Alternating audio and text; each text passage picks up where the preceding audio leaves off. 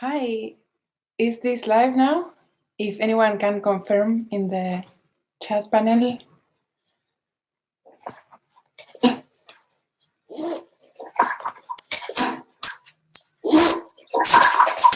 Yes! Because I can hear myself. Hi, everyone. This is my first time broadcasting live on YouTube. I'm happy that it's working out, apparently, but I've never done this before. I hope it works out okay. So hello, I'm going to save this video afterwards to see if people who couldn't join us, they can watch this. So if anyone's watching this afterwards, today is Saturday, 1st of September, and it's, hi everyone, it's the first day of our fall knit along. Someone said, are you also recording? I hope so. I think that when I finish this broadcast, YouTube will ask me if I want to save the video, and I hope I can do that, but I have no experience. So I hope it works, and I hope it stays recorded. So it's super great to see so many of you joining the broadcast. For me, every time people join me for a knit along, I feel that I want to show everyone that I'm there, that I'm actually reading everyone's progress. But lately, we've been having so many people joining for the knit-alongs that I cannot do that properly with everyone. So I thought it was a good idea to join everyone today on YouTube and maybe chat with you and answer some questions and start my project so that, you know, we can actually knit along.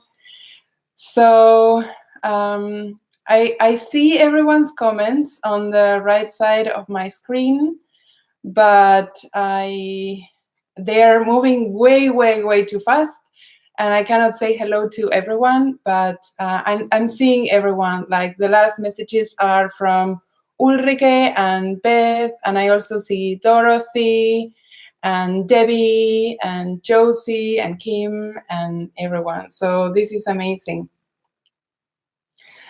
I hope everyone's okay. Today I'm going to be casting on my project that I picked for this knit along.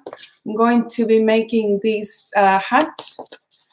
This is my design, but it's modeled here by my sister-in-law, Romy. If you are watching, Romy, hello too. And oh, okay, YouTube saves the chat. Yes, that's awesome. So I want to finish a project for this knit along. So I didn't want to commit to do like a whole new sweater because I know that since it wouldn't be a new design, I wouldn't be finishing that project. So I thought it's a good opportunity for me to knit myself a new hat. I haven't knitted that many hats. Oh, hi, Mom. I haven't knitted that many hats, and I actually have a lot of socks. And socks would be great, but I'm traveling with the boys and with Charlie to Canada soon, and we don't have nearly enough hats. So I'm going to cast on that.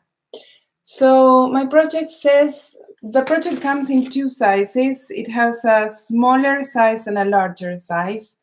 The size that Romy is wearing here, it's the smaller one, and it's worked with some yarn that it's a bit heavier than what I picked. So I think I'm going to go for the larger size. The yarn that I picked is this one, and it's called Fox Hill Farm. And I don't know a lot about them, but I picked this skein up when I was in Rhinebeck with my friend Vera. We visited 3 years ago, and The fair is very, very big, and we didn't, it was a bit overwhelming to go through all the vendors. So I think I just picked this up because everyone was standing in line to buy some kormo, and people said, "Did you get some of the kormo?" So I got some of it just so that I wouldn't miss out, but I wasn't aware of how nice it is when I bought it. So it's a DK weight. It's a bit finer than the yarn I called for in the pattern. So I'm going to go for the larger size. Oh, hi, Marian. My boys have tuned in. So someone asked me if I did a tubular cast-on tutorial. No, I haven't. I actually, this pattern suggests that you can use a tubular cast-on, but I haven't made one. I can recommend the one that I included in the pattern, that it's a tutorial by Isolda. That's the one that I usually use whenever I want to do a tubular cast-on. But because I'm talking to all of you, I'm not going to do a tubular cast-on, and I'm just going to do a regular cast-on. So I have to cast on 100 stitches.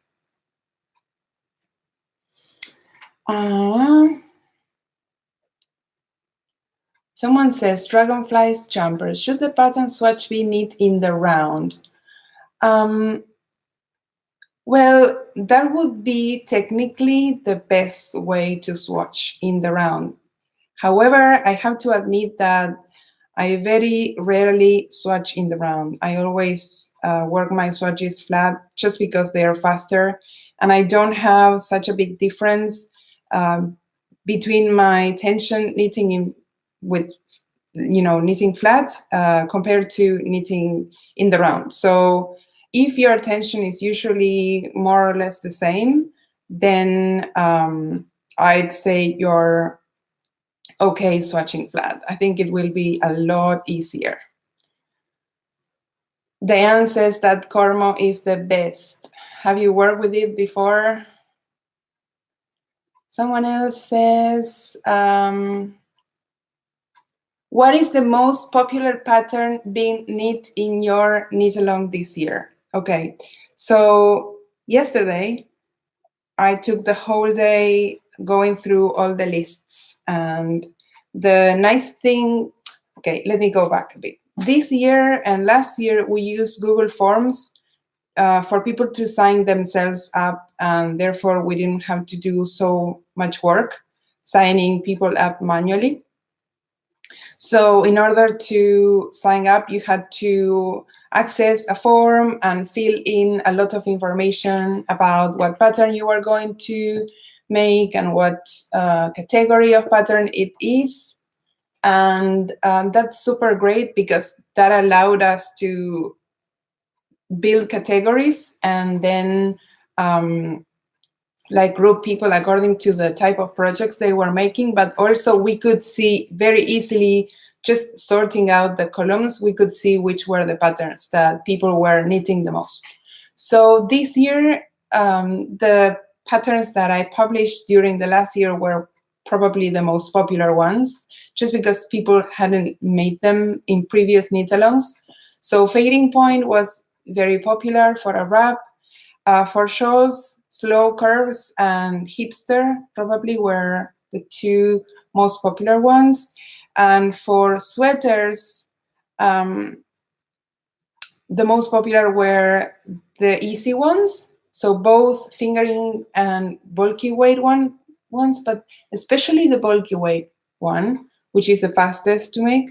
And also every year we have a ton of boxes in every variation. So a lot of fingering weight boxes, a lot of worsted weight, V-necks. Boxes should have their own category, I think. So that yesterday I was reflecting on the fact that I usually struggle to come up with something that is original, that people haven't seen before, or that has a super, I don't know, non-traditional construction, but then people enjoy a lot of the super easy patterns. So Um, Someone on Instagram asked today, what's your biggest struggle that you have to face when designing?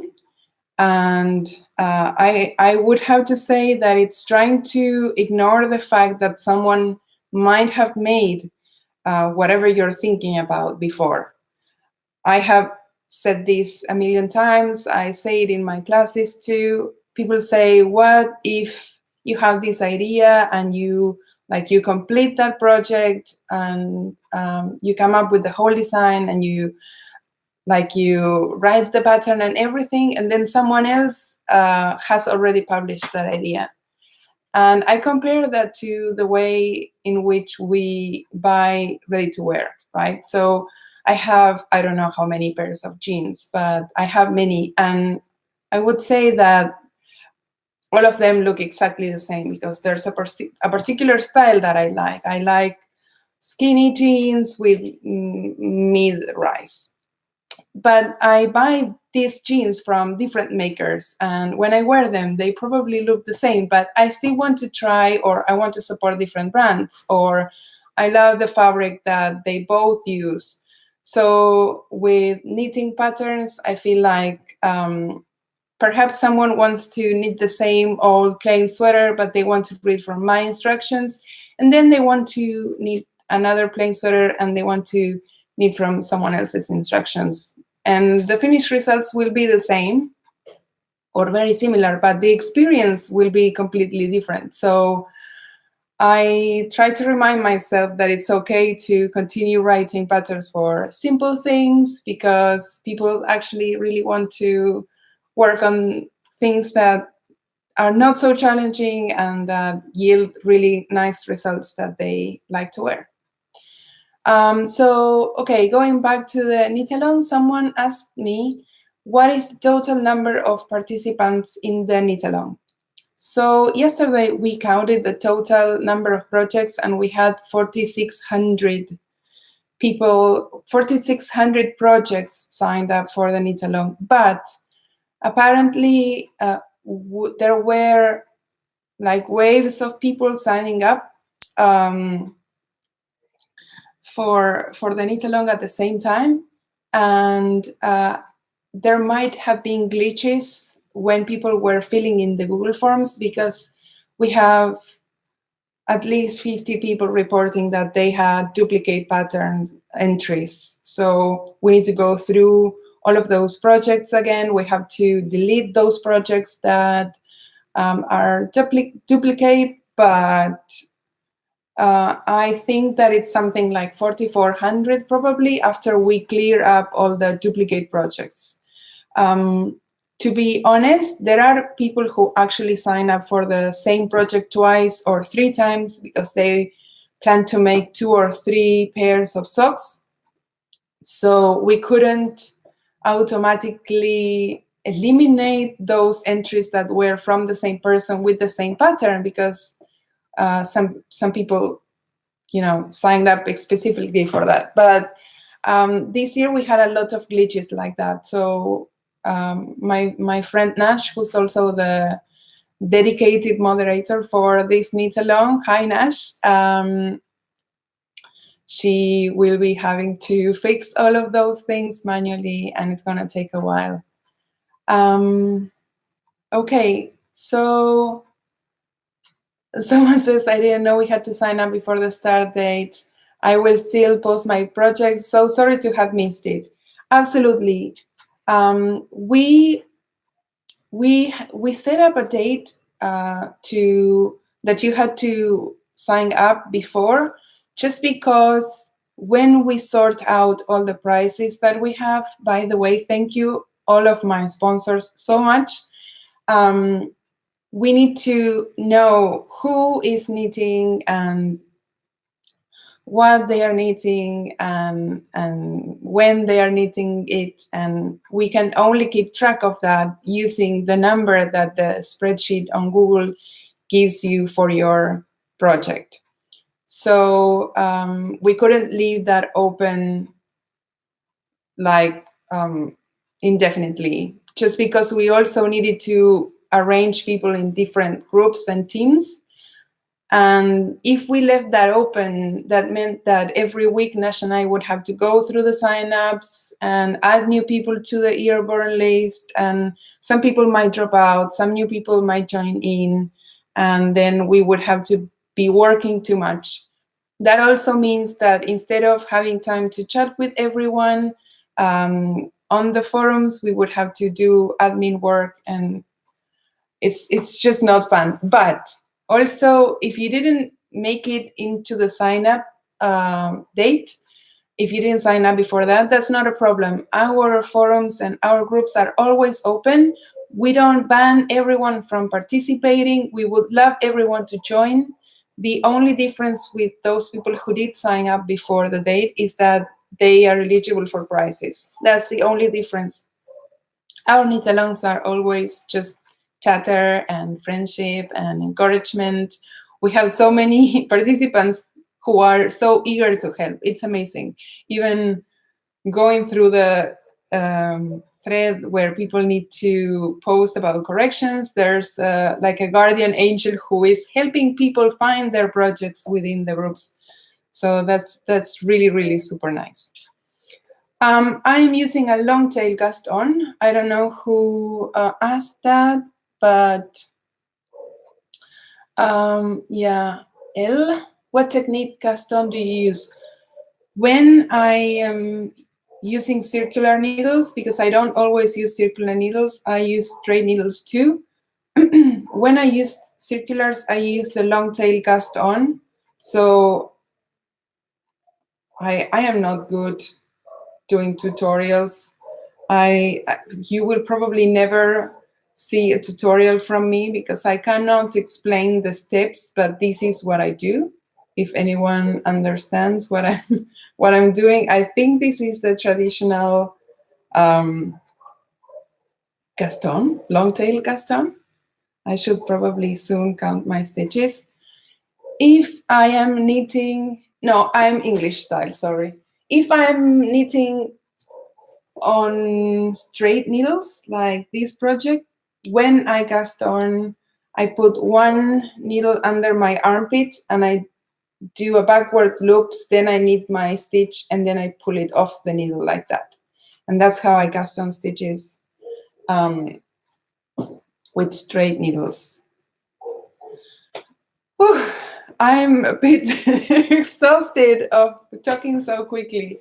I think I'm going to tell you about my project bag that I'm using.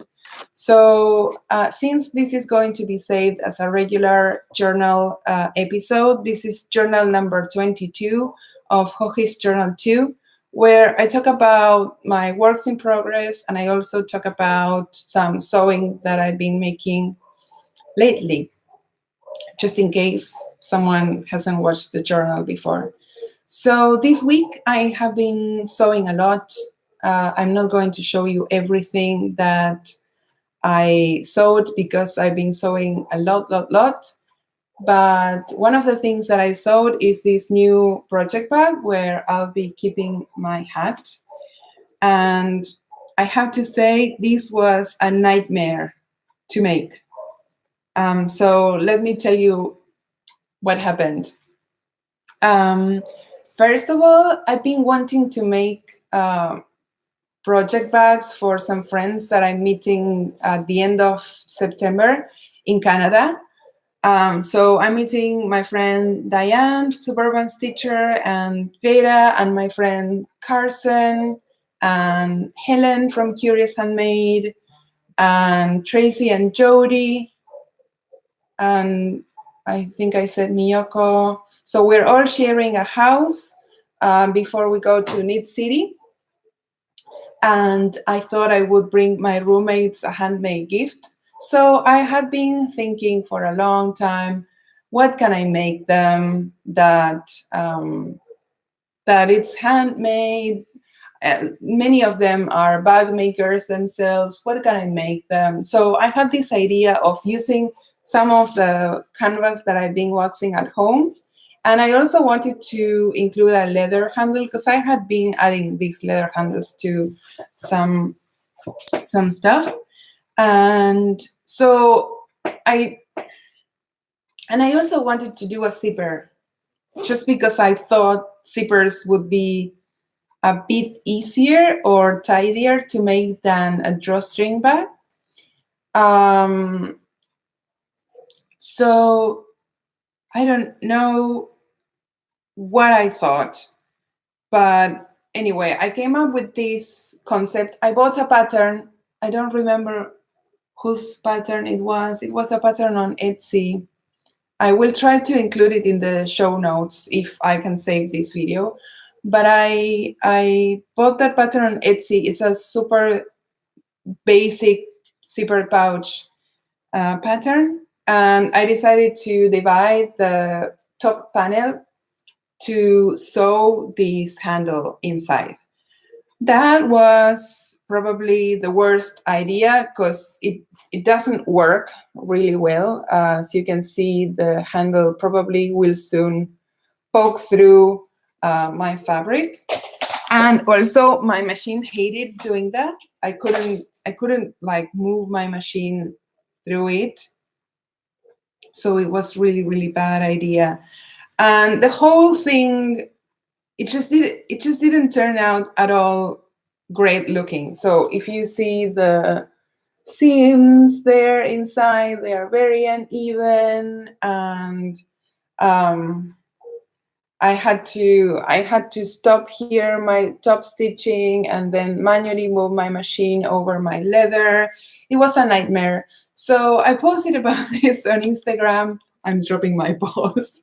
I posted about this on Instagram, honestly acknowledging bag makers. You do such a fantastic job. All my bags now look so amazing to my eyes because I couldn't um, make my bag work. And I I I was going to give this to one of the girls, but I feel so ashamed of it that I'm saving it and keeping it for myself. And this is as I said, this is a reminder that not everything um, will be perfect. I could use studs or some other way of keeping my leather handle in place, but I didn't have the tools to attach a rivet. And yeah, I think it's the thickness of the leather too. I don't have the tools to attach a rivet. Last time I tried to do it with a hammer, um, I sort of like ruined the rivet. I couldn't do it. Even though my friend Nu tried to teach me, I couldn't do it. And also, I think I burned the leather with my iron trying to press the fabric with the leather handle on. I mean, thank you for everyone who said it looks super cute. I'm going to keep it and I'm going to use it, but I wouldn't give this to someone saying like, look, I made this especially for you. So yeah, let's see, how many stitches do I have here? I think I need to go a bit more. So that's one of the things that I've been sewing. The pattern was really great. It's so clear and easy to read that it also allowed me to figure out how to divide. The burning part looks nice though. It looks nice, but it feels like so stiff. It doesn't feel so great. Oh, where was I? Yes, so the pattern was great, but I have a problem visualizing in my head what inches mean. So I don't have any problems visualizing 30 centimeters by 20 centimeters. This is probably 25 by 6 by 15 centimeters. But the pattern came with only imperial measurements. And I think that she gave us the finished measurements without having the box bottom folded like this, so probably flat like this. And I was expecting my bag to be a bit bigger than it came out also. Like I can only fit one skein of yarn and not more than that. But it's okay. It's another reminder that you should check your measurements. You should swatch your sewing. So yes, another thing that I've been sewing, I'm going to go through my knitting and my sewing at the same time, because someone asked me what pattern I'm wearing, so I'm going to talk about the pattern that I'm wearing today and the dress pattern that I'm wearing today. So today I was wearing a nice striped top for this live broadcast, but it's very cold here in Buenos Aires. It's middle of winter. It's the end of winter, but we had a very cold front coming this weekend, and I'm freezing. And also, my house is completely empty because my husband went out on a ski trip with his friends, and my kids are at a sleepover with my mother. So hello again, sons and mother. And so the house is super empty and super cold. And I was here waiting for the time to broadcast, and I realized I was super, super cold. So I put on this jumper, which is really, really, really warm, so that I wouldn't be all shivering while transmitting. This is called textured pullover. It's a raglan. It's a raglan pullover design with some short rows here for neck shaping, and I made it using Julie Asselin's Nurtured yarn, which I love. It's really a really sturdy, beautiful, not itchy at all yarn.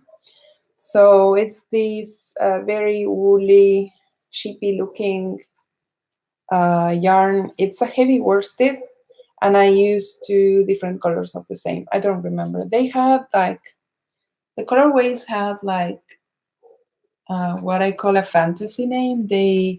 They're not called just gray and off-white. They had like French names, but I don't remember those colorway names. And it has some stripes and some little textured bands that make it very earthy looking.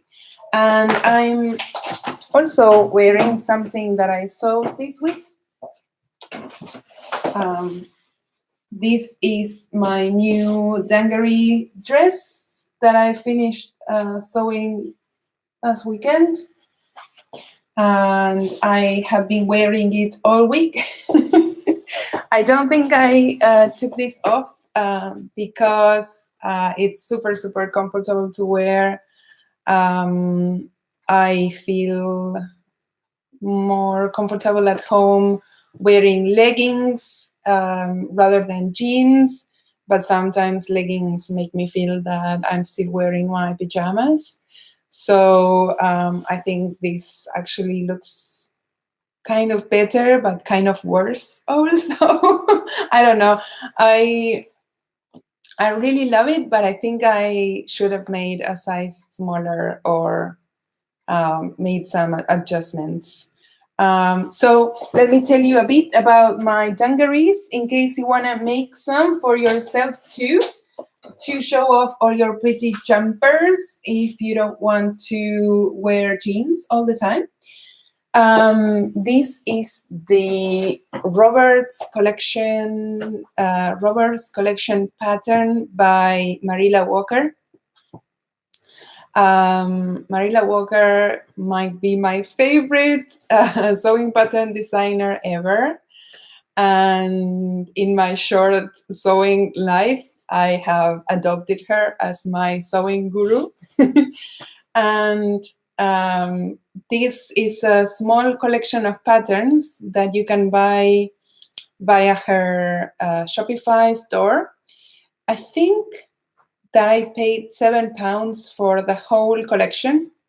It could be a bit more, but it was a very, very good price.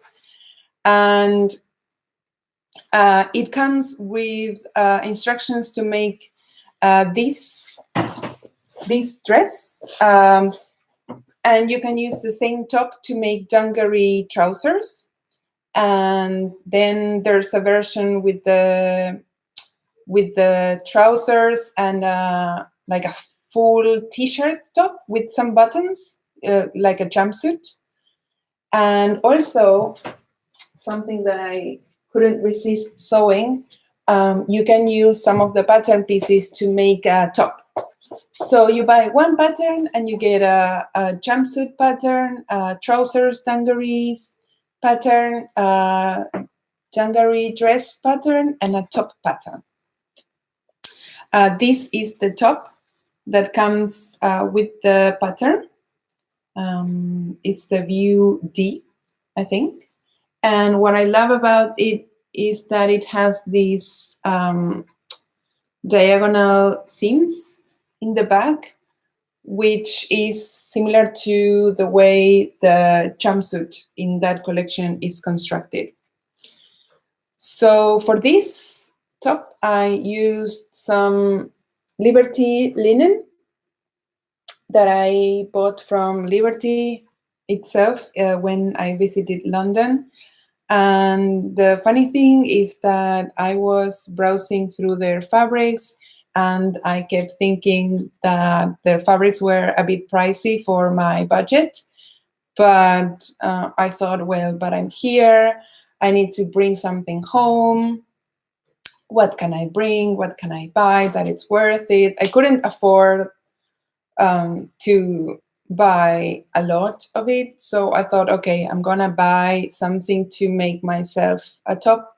And to be honest, I'm not so used to wearing flowers or small prints. So I was having a hard time picking a pattern that I liked. I really wanted to buy a Liberty pattern, but I couldn't picture myself wearing it. So I picked this up. This is yellow flowery linen, and it turns out that it was the end of the cone. So I ended up paying, I don't know, just a couple of pounds for this. So I ended up leaving Liberty with a bargain. And yeah, so that was a good memory from my visit to Liberties. Jumpsuit next, Tracy says, I don't know if I'm a jumpsuit.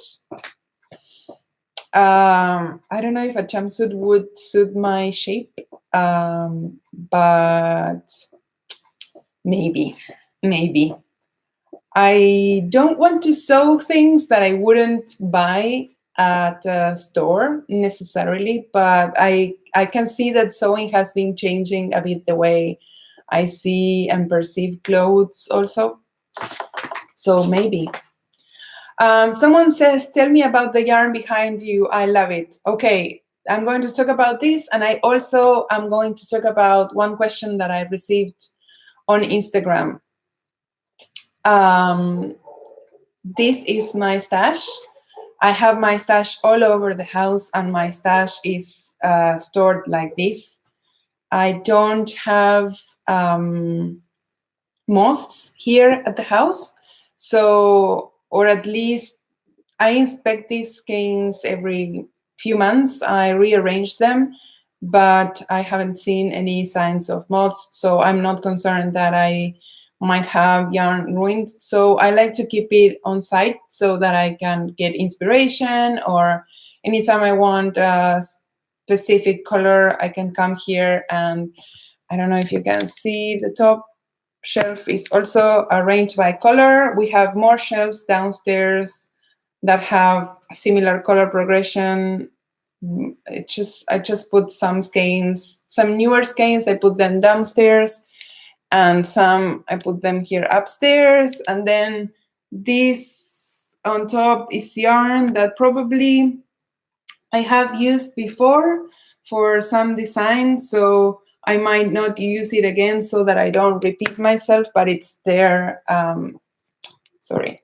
It's there so that if I want to make something like a personal project, um, like something for the boys, something that is not going to be design pattern, I can use yarn that I have up there, which is really, really beautiful yarn. Someone says, could you tell me more about your average workday as a designer? Like, do you organize it some way, or is it too restrictive way of working? I don't have a plan. I don't have a workday organized in any way. Up until last year, I did all my pattern and customer support myself. So that meant that I would wake up, and as soon as I was done with breakfast, I would just sit in my computer and answer a lot of emails. I estimate that the amount of time that I spent replying messages was about 3 hours a day. And it was kind of, I just felt that the most creative part of my day I spent replying pattern support questions. So this year I hired an employee. And so I have Julie. Thank you, Julie. You're the best thing that ever happened to me. So Julie is Evie and Lily on Ravelry and Instagram. And if you ever send me a message, I don't get it, she gets it. Both on email and Ravelry, Julie is in charge of all my emails. And she basically took over, and now I have all that extra time for just creating and relaxing, because I basically didn't have any free time. I would knit all day and then post on social media and do emails and do research and prepare classes, and I didn't have any time for self improvement and enjoyment. So no, I don't have any organization. I am just very I think I'm very committed to what I do, so I try to always keep my word. If I say I'm going to do something, if I say that I'm going to keep a deadline or that I'm going to be here or there, that's in my mind calendar, which works very well. So I'll do it. And then basically I just knit a lot. I watch a lot of Netflix while I knit, and I browse a lot of Pinterest looking for inspiration. Yeah. Someone says, sometimes I'm sad when I use a favorite skein. Do you experience that? No, I love using my favorite skeins. Like, seriously, nothing makes me happier than buying something that I think it's perfect and coming home and using it. I I actually feel pain when something that is so beautiful stays a long time in my shelf and I don't get to use it. So yeah, going back to the questions that someone asked on Instagram, someone said, how do you accomplish so much and so many projects? Okay, so I want to say that this is my work. I do it with a lot of pleasure. I love my work. I do it with a passion. I think that I have the best job in the world, but also that means that I get to do this the whole day. So that means that when someone else needs to go out of their house and commute and get to an office and work, and then come home very tired and make dinner and only then knit, I probably spend the whole day knitting for work in my couch. So I have to say that I I'm a bit hard on myself. Many times I don't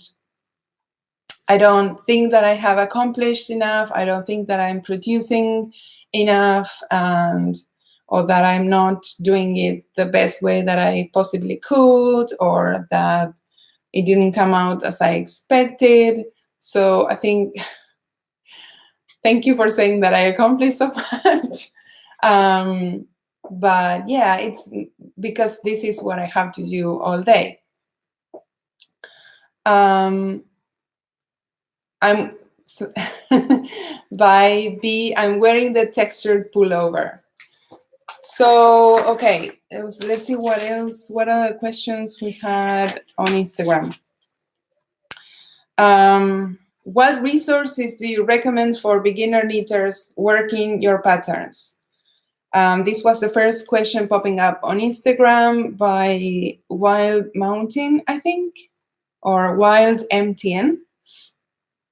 Yes, for me, the first resource for a beginner knitter is join Ravelry. I cannot tell you how much Ravelry has improved my knitting. I joined Ravelry before my youngest son was born, so 11 years ago, maybe, or more than that, I think. And I had no idea how to work any of the techniques that I was reading in the patterns, and I joined Ravelry.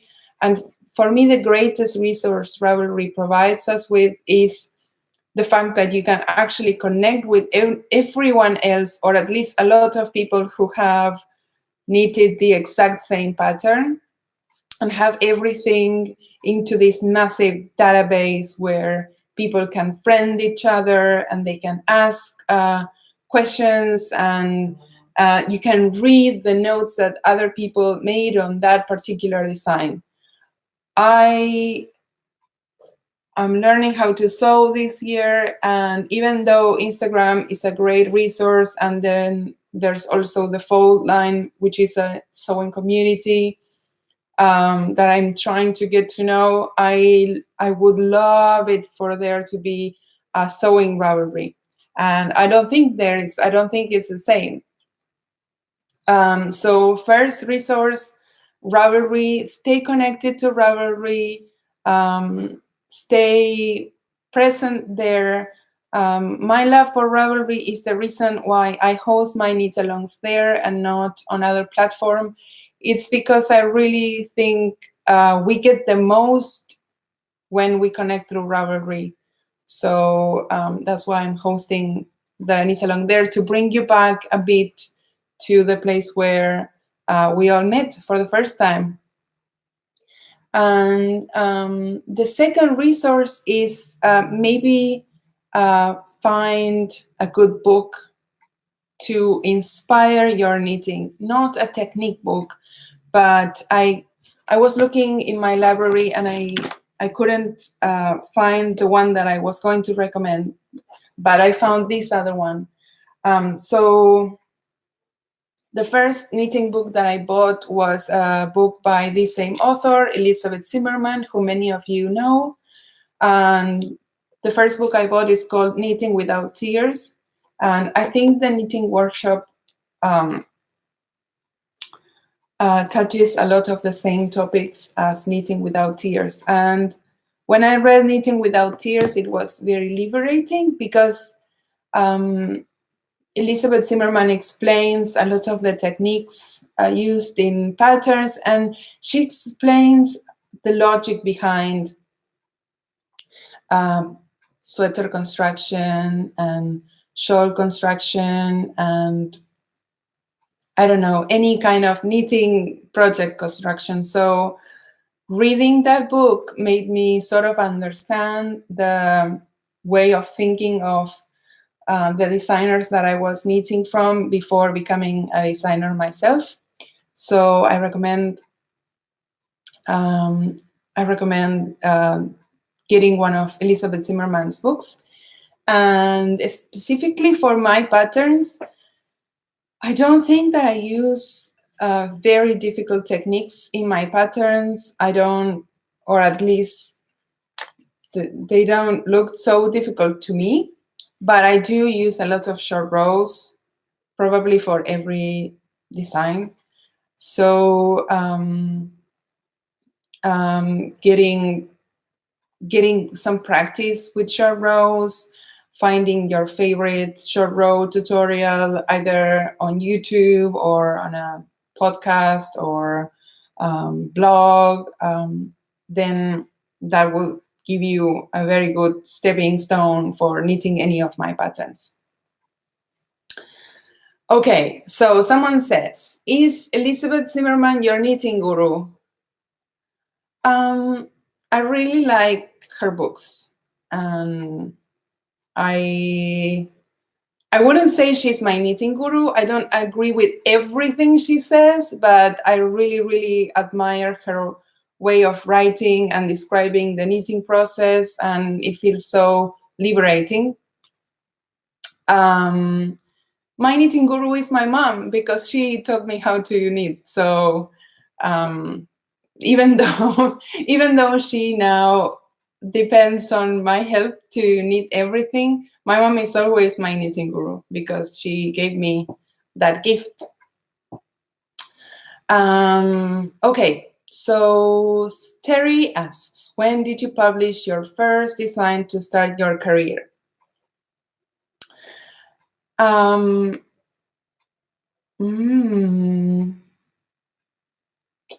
think the first design that I published was the baby kimono, garter stitch baby kimono. And there's a story behind that pattern. So I was pregnant with Sevi. Sevi is my youngest kid, and he's 10 years old. So 11 years ago, I was getting ready for receiving him, and I think that I was seeing a lot of these beautiful French catalogs by Berger de France or which is this other Fielder, and they had beautiful, very minimalist patterns for babies, but I couldn't get those patterns for some reason. I couldn't afford, for sure, to buy many patterns. I think I bought only a couple of patterns on Ravelry before becoming a designer because not because they were expensive, just because my economy was very different at the time. So I was very, very careful with the money I spent, and I tried to make up my own projects. Or perhaps if I invested in patterns, I would buy a magazine, and then I would knit from a lot of the patterns in that magazine. And I wanted to make one of those minimalist designs for my kid, and I didn't have any patterns for that. But I had been designing, sort of figuring out stitch counts and all of that for my mom to knit for us when we were younger. So I knew how to make my own calculations to make sweaters for sure. And I said, so if you look at the shape, it's really simple. You should be able to look at it and or at least to draw it and be able to write it down. So I didn't write a pattern. I think I just went ahead and I was knitting my cardigan for my baby, and I was posting the progress to Ravelry. And I had a friend called Kim. I don't know if you're watching, Kim, but if you are, thank you. And Kim Seyo, she was Yorkie Girl on Ravelry, and she was commenting, saying, this is so beautiful. I want to make something for my niece. Her niece was just a bit older than my baby, who wasn't born yet. And yes, so she said, would you write some instructions for me to make the same? Would you be able to describe what you did? And I said, well, I think so. My English is not great and I don't know how to write a pattern properly. And she said, well, I'll test it for you. If you write the pattern, I'll test it for you. So that's how I came up with the garter stitch baby kimono. That's a free pattern on Ravelry, and it's written very poorly because I had no idea how to write a pattern. And honestly, I never thought that I would one day become a pattern designer for work.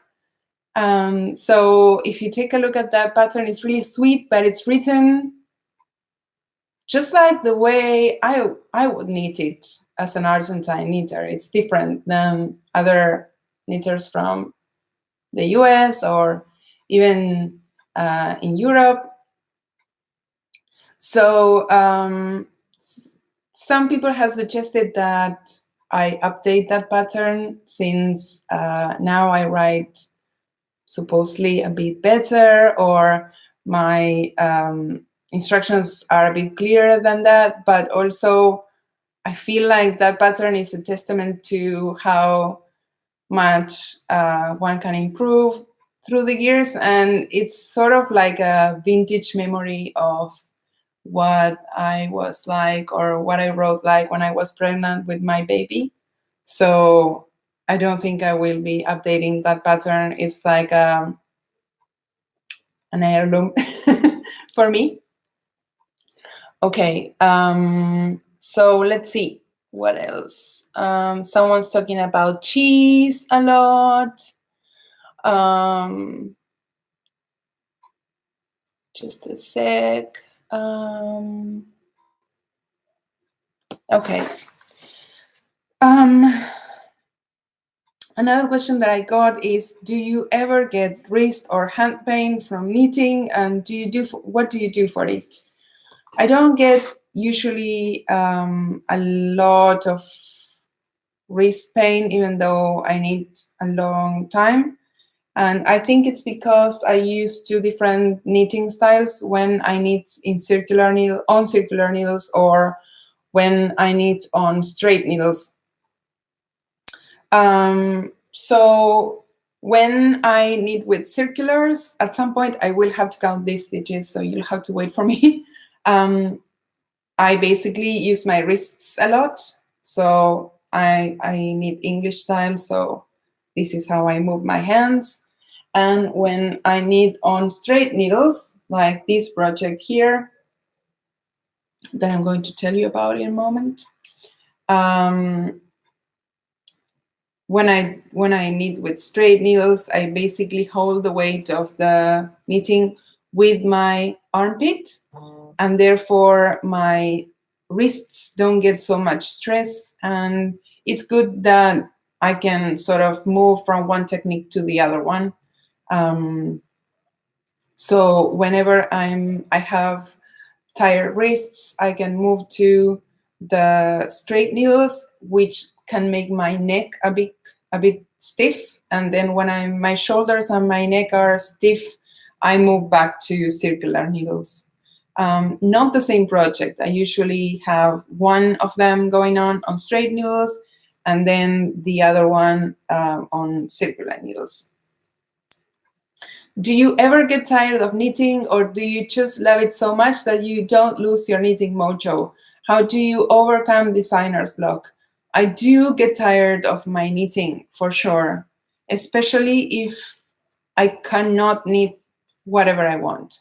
I think that if I could just wake up every morning and pick up whatever yarn I want, and just, today I'm going to make a magenta hat for that little girl that's walking on the street, I would be happy, because I would always have something different to work on, something creative to think about. But oftentimes we have to work on very long projects, and there's a deadline for those. And yes, I do get overwhelmed with obligation needs, and I get to hate them sometimes. And then when they are done, I love them. But yes, I do get very overwhelmed. I noticed last year, after we finished our fall knit along last year, my family and I took a trip together, and I was so exhausted and so tired. And I knew that I would have to be traveling a lot, and I had a lot of deadlines, and I could feel myself constantly worried about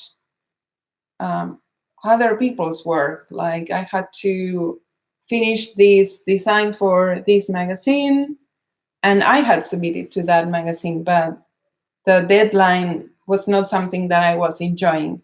And then I had to get ready to travel abroad for many hours for this event or that company, or come up with a design for this other yarn company. And all of this was keeping me from enjoying working with these magazines or traveling to these destinations. The fact that they were obligations in the end was keeping me from enjoying everything that I have to do every day. So in January, I made the decision to stop. First of all, stop traveling for work, which I have talked about many times. I am still going to teach until May next year, but then I'm going to stop committing myself to going to events and teaching classes. I might still go to events, but if anything happens, then I'm free to back out and not be there. To give you an example, this year I had to teach at an event for my friend Vero, who's one of my dearest friends, and she was having a knitting festival in Uruguay. And the day before we had to leave, my husband broke his foot. We were going to drive all together to Uruguay, and we had everything arranged, and Charlie broke his foot. And he was feeling miserable about it. And probably if I wasn't teaching a class there, I probably would have canceled the whole thing. We wouldn't have driven 8 hours to Uruguay with Charlie and crutches. And I realized that I didn't have the liberty to cancel things if I needed. And that's not totally fair with my family. So I'm trying not to take more jobs that involve me traveling to other countries, or at least commitments that are so anticipated.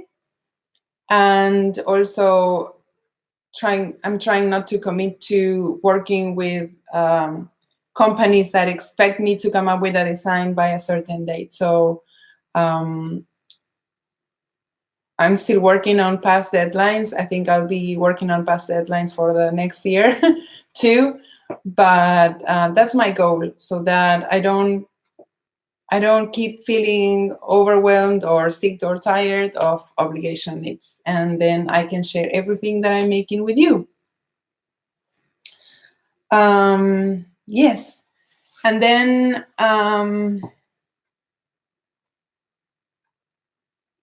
what else was I going to say? I was going to tell you about this sweater. So this is the other work in progress that I'm working on. This is a jumper.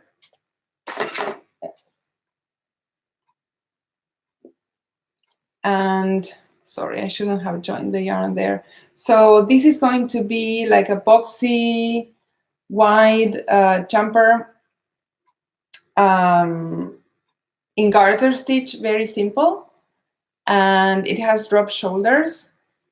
And it's going to be sort of like a poncho style, sort of like lemongrass, if you have made that before. So it's open here on the side, but the difference is that it's only going to be garter stitch all along.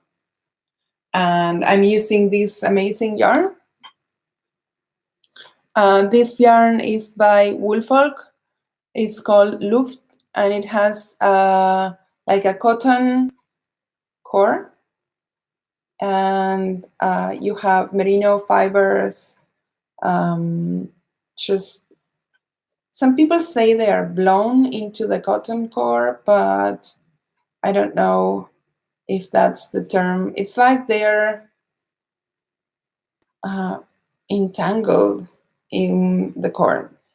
The effect is really cool. I think it looks sort of like velvety when you look at it from the distance.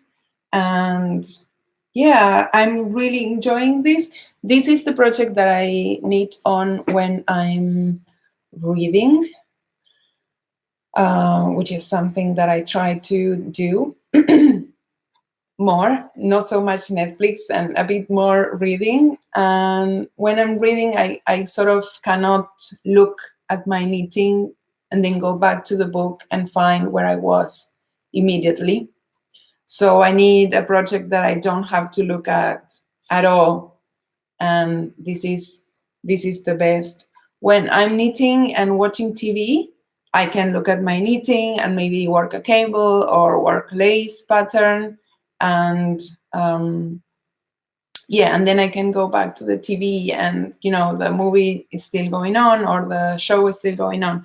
With the book, I need to find what line I was, and it's more complicated. So yeah, I'm really enjoying it.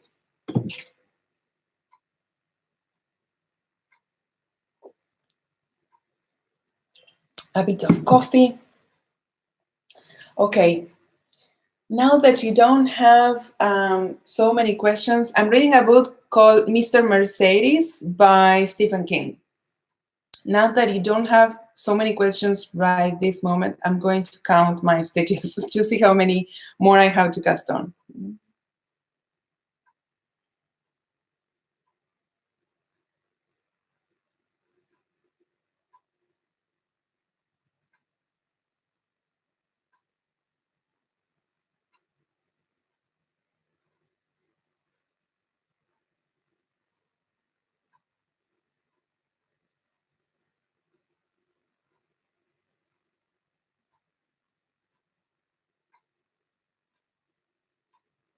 Wow, I have so many more than I needed.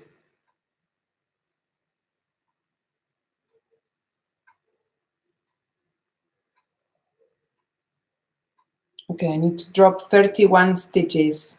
I saw that.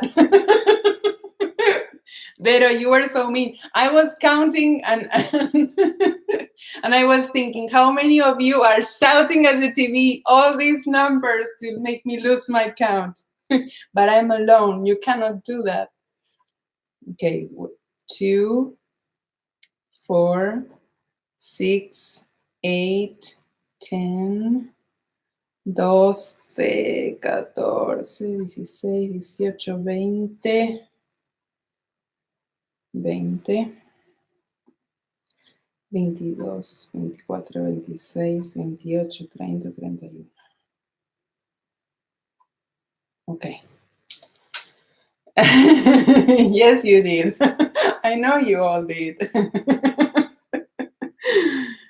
Yes, all of our husbands, they do that. Okay, I'm going to cut this. And what do I have to do now?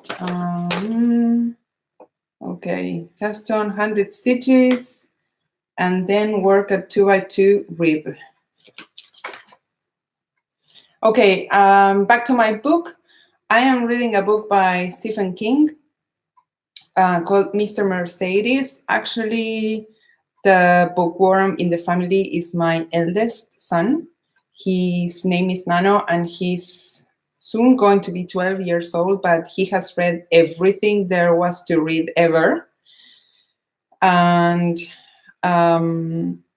sometimes we forget that he needs new books, and you will find him rereading older books that he has read before, or even whole collections. And so last week or 2 weeks ago, he asked us to bring him to the bookstore because apparently we hadn't taken him for months or so, and he picked a few books. And since he's a bit older now, um, Charlie and I suggested that he might be old enough to read some Stephen King books. Charlie and I, we don't read that much, at least not like our son. And he said, well, can I take this? And I said, well, it looks good. You can take it. And well, it turns out that he started with another book, and I said, okay, I'll read it first. And now I don't know what to do, because there are some scenes in this book that are a bit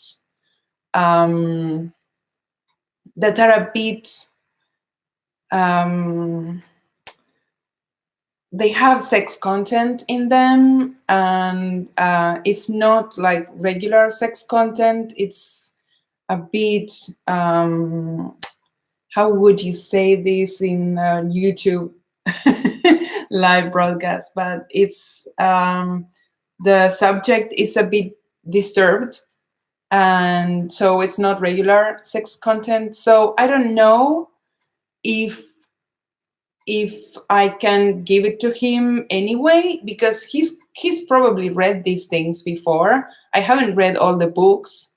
Perverse, yeah, a bit.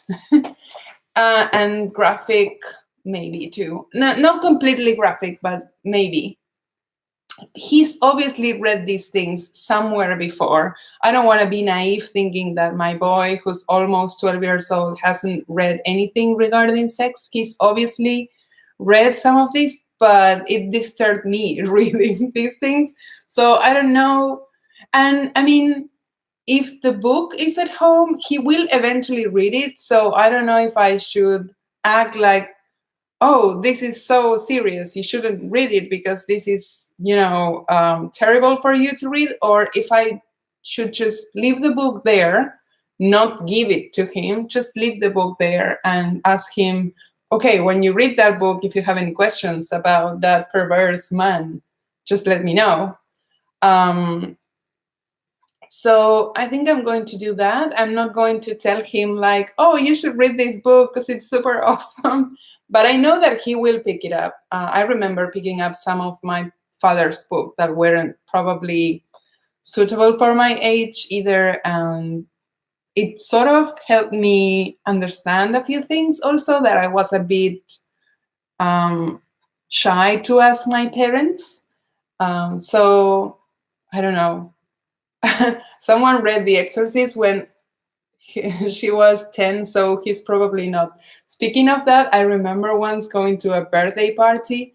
I was born in the 1980, so this was in 1988 or 89. Do you remember when the first It movie was released? So it was 88 or 89. So we had it was our first pajama party, first sleepover with friends for a birthday party. And the mother of the birthday girl, she went to the video store, and I think she said something like, I want to rent like the latest movie. And someone gave her the It movie, and she gave us that movie to watch in the evening, and I almost get my pants dirty because it was the scariest time. It was the scariest event ever in my childhood. It was horrible. I still cannot look at the clown. So I sort of don't want that to happen to my kid, but I was 9, he's 12, so I think he will be fine. Yeah, hide the 50 Shades ones, Tracy says. Those are in my Kindle, and he has his own, so I don't think he'll go looking for any 50 Shades book in my Kindle. But if he finds them, then I don't know. I suppose that he was ready for it. I know. I have this theory that kids, if they feel like something's overwhelming for them, they don't keep reading. Like, it's not maybe I'm wrong, but it's not the same as watching something on YouTube that just popped up and you're just stuck there watching, right? You have to continue reading. So if you have that curiosity, then probably you are ready for it, and I don't know.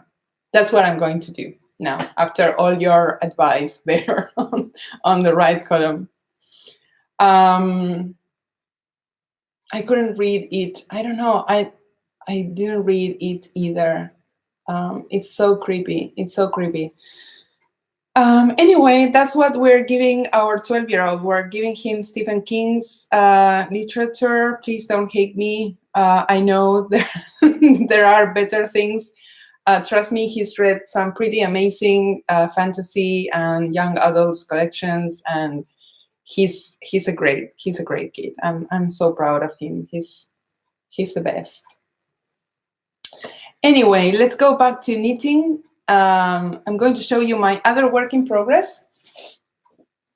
It's in my Mrs. Brown's bag, and it's because it sort of matches the colorway of what I'm knitting. So last time I journaled, I think I was into my faded. I was starting my faded section. He's starting to read some English, but he only reads Spanish so far. I mean, he reads some things in English, but not like full novels. I don't think his English is yet so advanced. He can talk, he can have a conversation with you, but he enjoys observing the writing styles of authors. So probably if he reads in English, he will be missing a lot just because he'll be focusing on trying to understand the words rather than, appreciating the writer's style. So this is my other work in progress. It's a circular yoke pullover that I've been working on for the last month, maybe. And I wasn't sure if I was going to do a fade progression, but I decided that yes, I wanted to do that. So here it is. It's a bit snug yet because I haven't blocked it, and it has a ribbed pattern all over the body, and therefore it's a bit tighter than some of my designs. But I do love to explore tighter designs too. And if I'm feeling a bit uncomfortable with something that's tighter than a boxy, I can always wear it underneath my new dungarees dress. I started the design with this twisted ribbing, and I also ended with twisted ribbing here too. And then we have some lace. It's not lace, it's like a textured sequence, and there are these buds, little buds here, and some cables, and then everything sort of transitions into this all over ribbed pattern. I am using 4 shades of Tosh Merino Light. The first color is probably my favorite. I think I want to get a sweater's quantity of this color on its own because I love it. It's so autumnal. It's called Horn, Hoorn, and it's this natural with orange and brown and black speckles and red. There are some blue ones here and there. And then I moved on to my second colorway. I had already used some of this skein for a shawl design. It's Grace Notes, the second.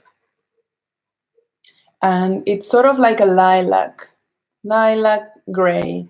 And this is the color that sort of reminds me of the Joji bag. I think they look very similar.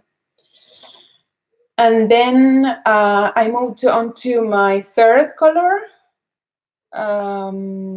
which is, sorry about all the noise. The third color is called Dead Calm. Dead Calm. And it's a gray with some green. You probably can't see the green. Some green and brown. And then I changed to the last color, which I only used a bit of. And it's called Black Sea. Black Sea. And it's dead calm, but darker. So there's a lot of purling involved in this sweater. So what I did was, instead of knitting purl 5 knit 1, I am knitting the sweater inside out.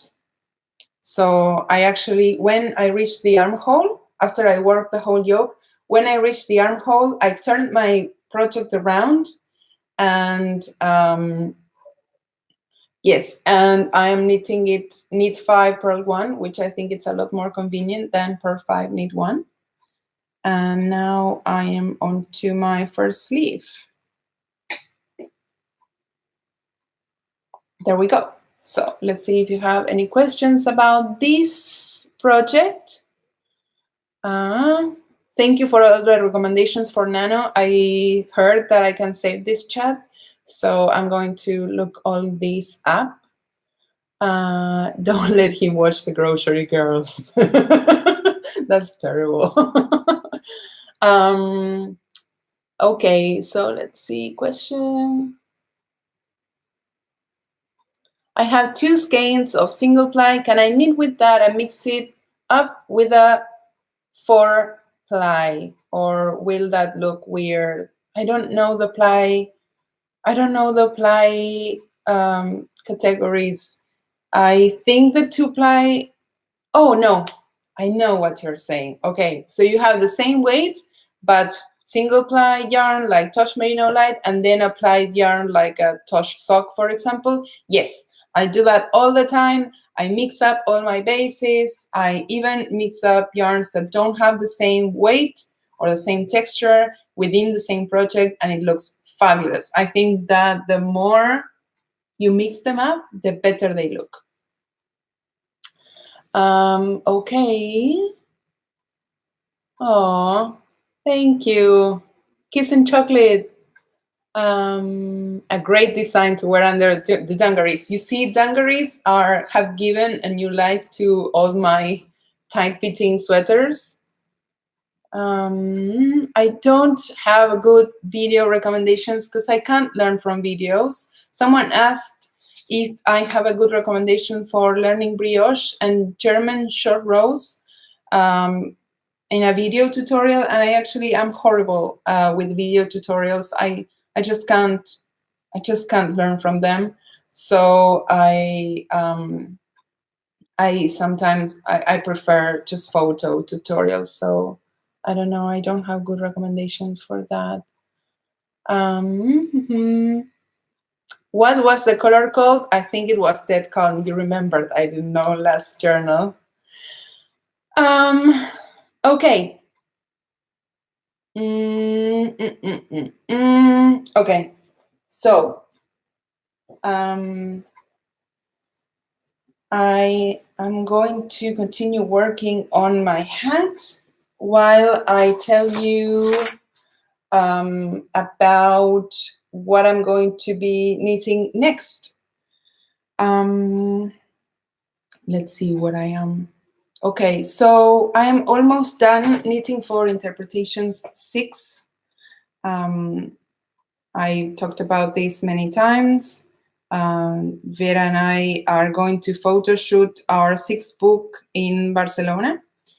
And this year I have designed 2 pullovers, one long cardigan vest. And I shouldn't spoil the surprise, but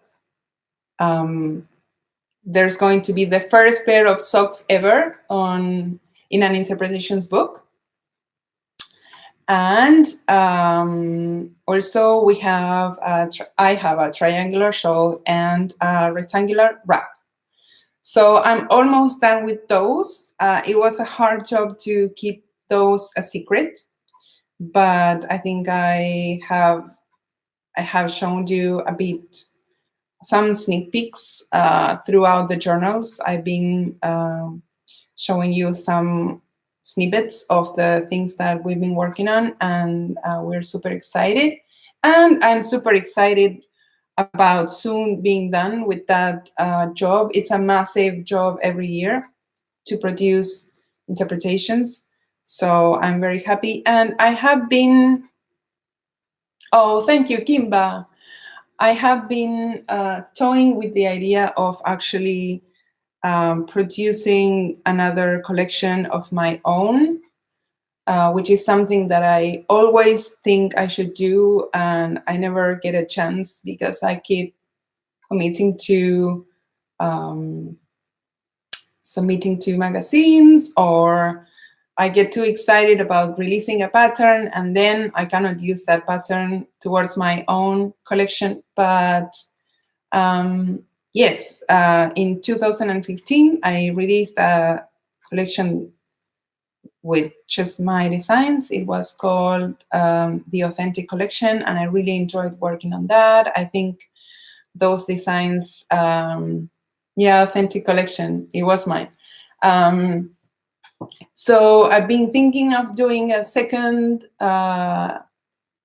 one, like another big collection of patterns that all have something to do with me, with my mood at the time.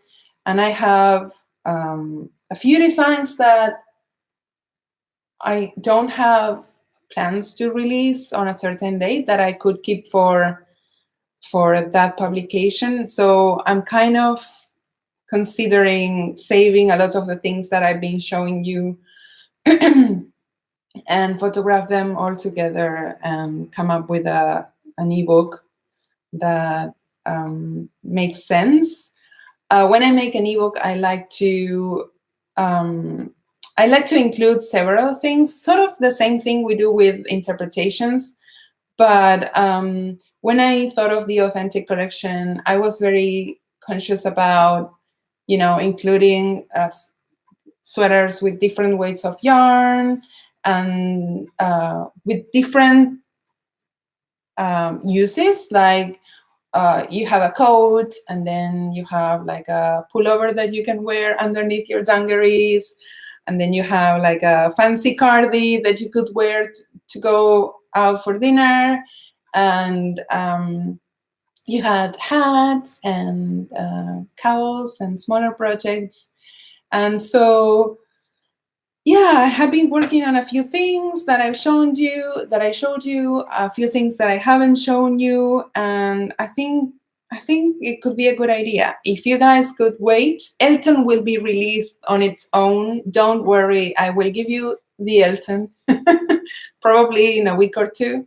But if you guys could wait a few months without me releasing some of the patterns that I showed you, like I would really like to keep that kimono style cardigan for that collection, and then I have a cowl that I designed, and I'm working on like 2 projects that I showed you today, both pullovers, and I'm working on another cardigan, a black cardigan, if you remember, a black cardigan with woolfolk yarn that I showed you months ago.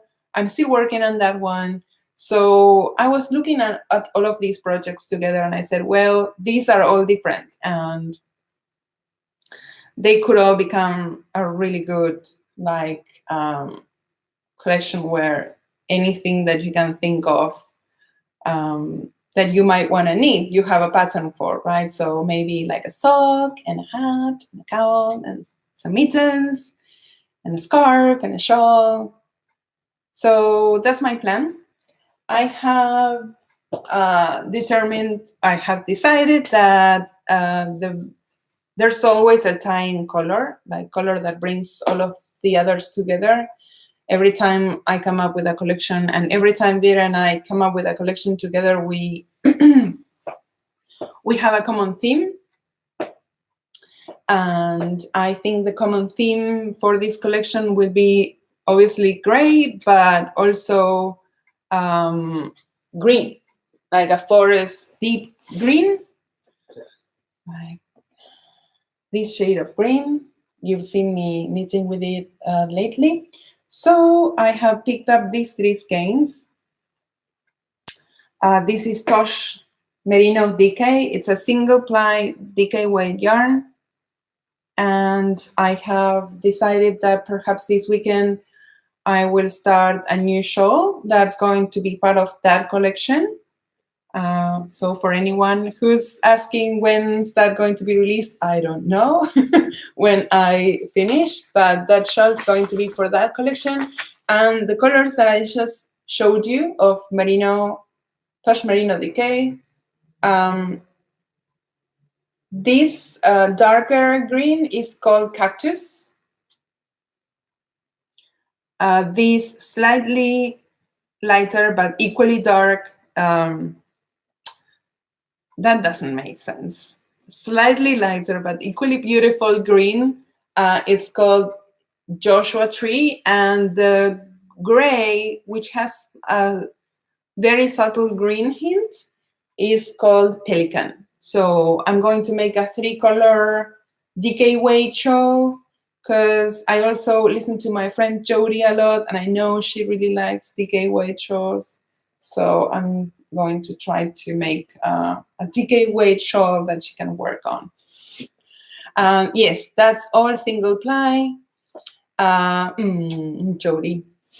That's all single ply, and it kind of looks on the skein, it kind of looks like it would be a bit too fragile for a sweater. So let me show you what I mean. Can you see that there's a lot of halo on this skein, black halo? I love it. I think it's the most beautiful feature of this yarn, but I don't know if I would use this yarn on a garment. I probably would save this for an accessory. Yes. So I've never used Tosh Merino DK before. I cannot say it's great or not great, but you will hear me reviewing it soon. I have a feeling that all of Tosh's products are awesome. So you probably won't hear me say anything bad about them, or any other products for that matter. Yeah, so that's it. And wow, I've been talking for an hour and a half. So before I say bye-bye, because I need to go get my children from my mom's, I want to show proof that I have actually cast on my hat, even though I haven't knitted a lot. And yeah, I'm going to tell you about what's going to happen here at home. So first of all, we are going to start renovating my house here in Buenos Aires. It's going to be a bit messy. They are going to start renovating a bathroom that's right towards where my finger points.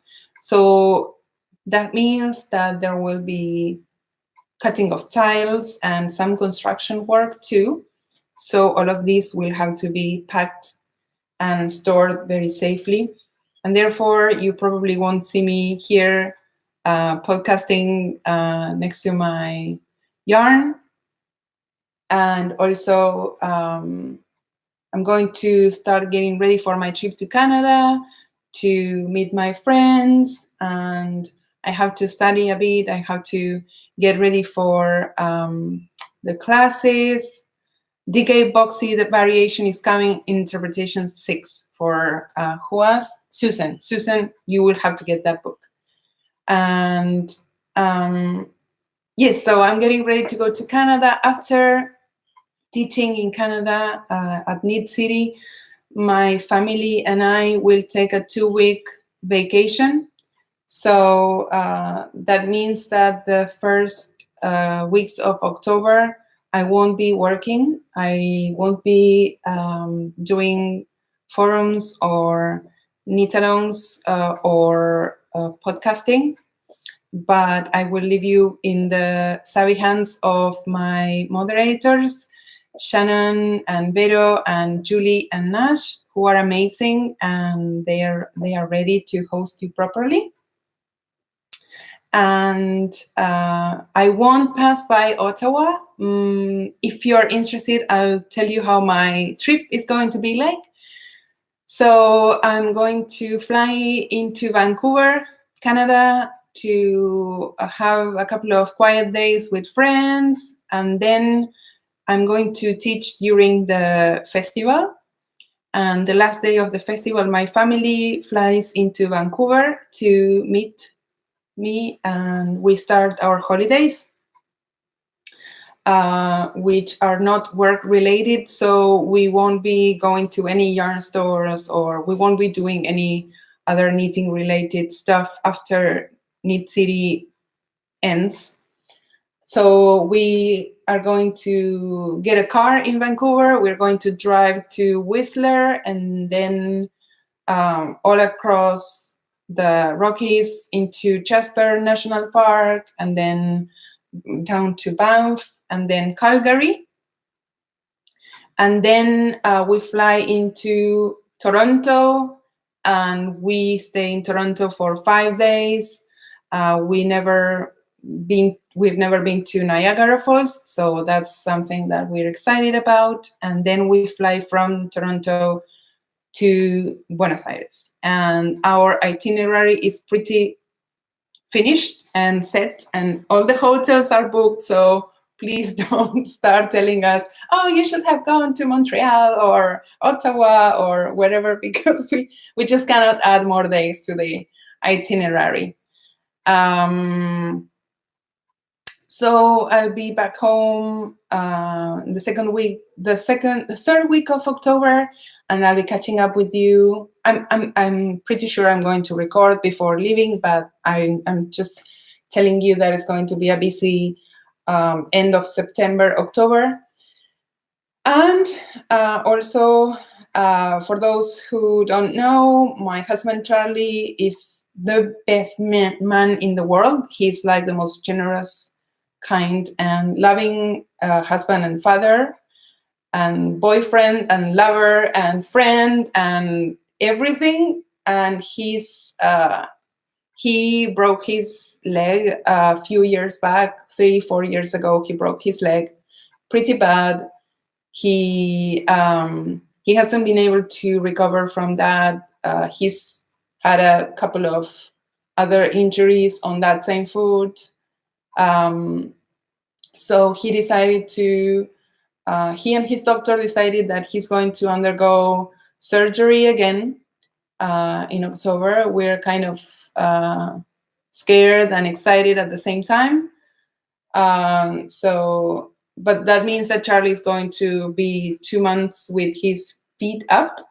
And that also means that my life is going to become super busy because Charlie basically takes care of everyone and everything. And yeah, so it's going to be a challenging, interesting end of the year with the renovations and the trip and Charlie's surgery and the knit along.